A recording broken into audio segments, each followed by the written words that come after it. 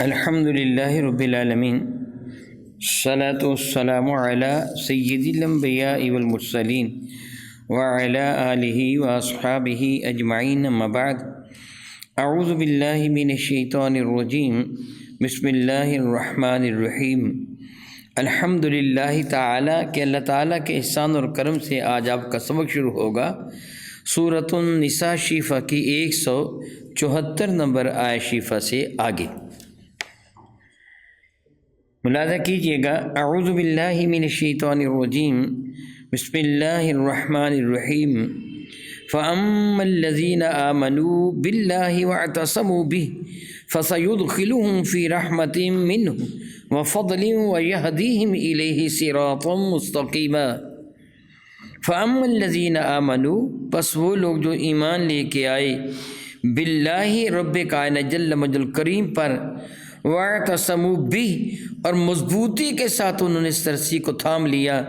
فَسَيُدْخِلُهُمْ فِي رَحْمَةٍ مِّنْهُ، تو اللہ تعالیٰ فرماتا پس ان قریب ان کو داخل کیا جائے گا، یہ داخل فرمائے گا اللہ تعالیٰ جل وعلا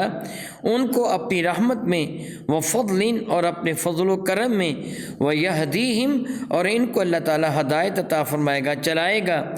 الیہ اپنی جانب، صراط مستقیمہ سیدھی راہ کی جانب۔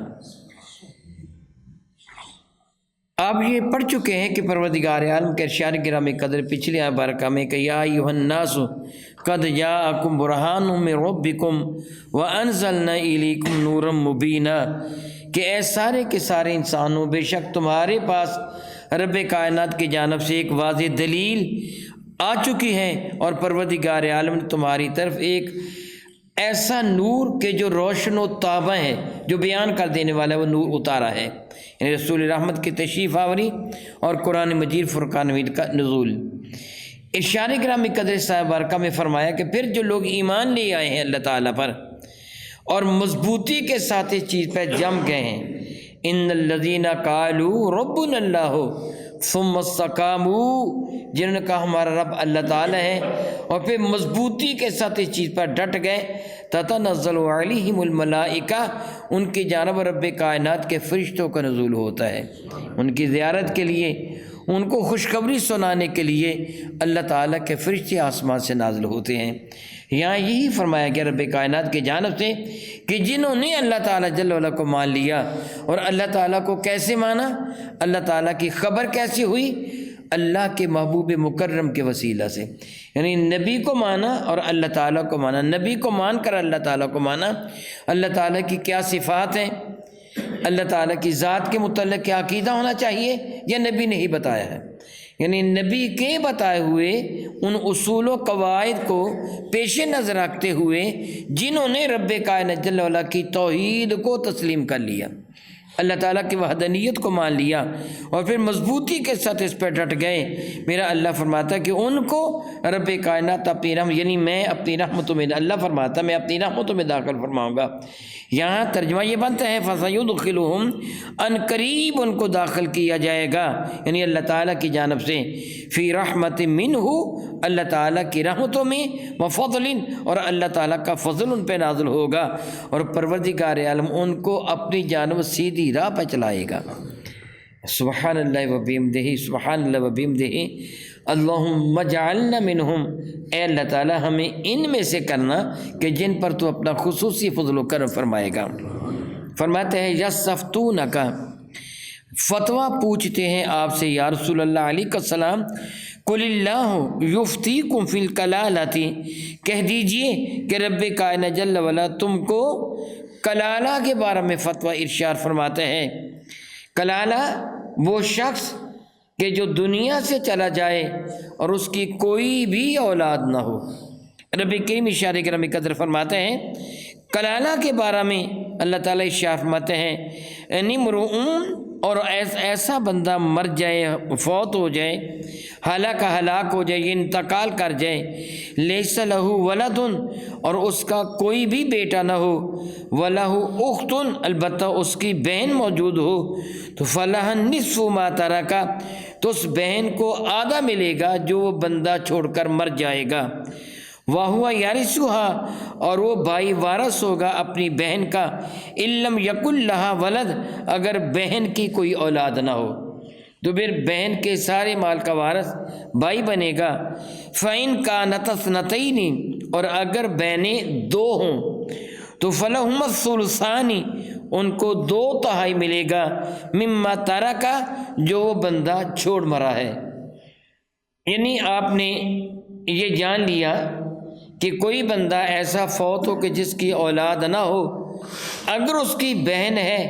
تو بہن کو آدھا ملے گا بھائی کے ترکہ سے، اور اگر بہن فوت اس طرح ہو جائے کہ نہ اس کا خاوند زندہ ہے نہ اس کی کوئی اولاد ہے، پھر بھائی اپنی بہن کے مال کا وارث بنے گا۔ سیدنا جابر بن عبداللہ رضی اللہ تعالیٰ سے مروی ہے کہ میں بیمار ہوا تو میرے کریم آقا حضور رحمت عالم صلی اللہ علیہ وسلم میری تیمارداری کے لیے تشریف لائے، تو میں نے عرض کیا یا رسول اللہ علیہ وسلم، کیا میں اپنی بہنوں کو 1/4 حصے کی وصیت کر جاؤں؟ تو میرے کریم آقا رسول اللہ نے فرمایا اپنی بہنوں پر احسان کر، یعنی 1/4 حصہ نہ دے، زیادہ دے۔ انہوں نے کہا یا رسول اللہ پھر میں ایسے کرتا ہوں